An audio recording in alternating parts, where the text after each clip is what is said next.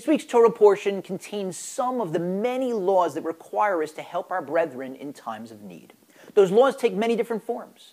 We have to donate between 10 and 20% of our income for charity to the poor. We have an obligation to extend interest-free loans. We have to help our friends find and keep jobs. We have to offer advice. We have to donate our time to the community. There's a less well-known obligation that rests on the community itself. If a wealthy person loses his money and becomes poor, then the community has to support that person at the level of lifestyle to which he was previously accustomed.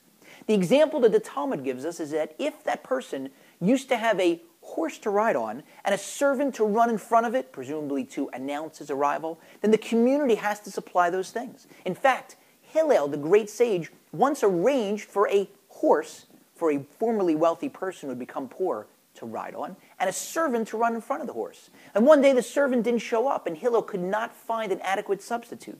So Hillel, the great sage, ran in front of the horse himself. Now, of course, if the charitable coffers only have enough money to provide for basic necessities for the poor, then the community won't be able to provide those luxuries to the formerly wealthy person.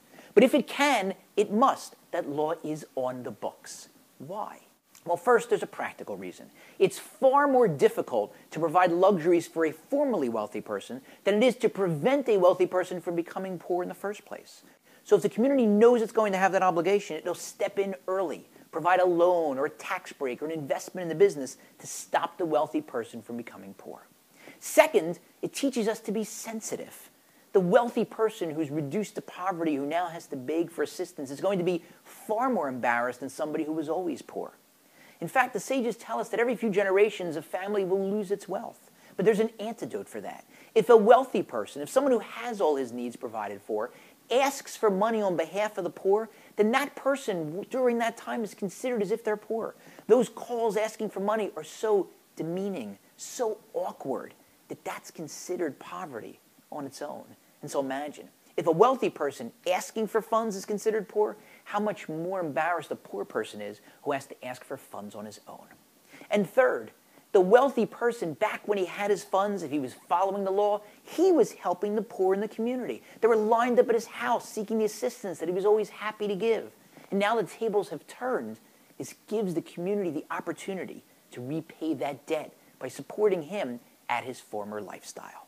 Now, parents will sometimes say to a child, "Do as I say, not as I do." But God doesn't do that. God says, "Do as I say and do." And so not surprisingly, if you look for it, you'll find an example of this principle at work in the Torah. Many, many years ago, when the Jews were enslaved in Egypt, a little baby was born. And his parents put this baby boy in an ark in the Nile to try to save his life so he wouldn't be killed by Pharaoh's henchmen. And sure enough, that little baby, baby Moses, baby Moshe, was discovered by Pharaoh's daughter. And then he was raised in the palace. And he became the overseer in the palace. He was running Pharaoh's palace. Can you imagine how gorgeous Pharaoh's palace must have been? And Moshe's room probably looked like the presidential suite at the Four Seasons in Cairo. And I don't know how many horsepower Moshe's supercharged chariot had, but I guarantee you it was a sweet ride. Yet, when Moshe saw the Egyptian beating the Jew, he struck him down and killed him in order to save the Jew. But when he did so, he became a fugitive. He had to flee to Midian without a penny to his name. He gave up all of his extraordinary wealth and possessions. And sure enough, years later, God restored him to his former level of extraordinary wealth.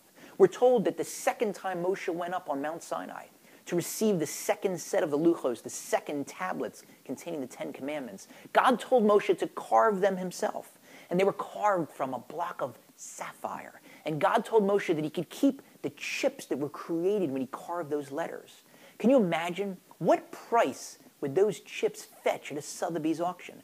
Authenticated chips that were carved by Moshe from the tablets of sapphire when carving the Ten Commandments?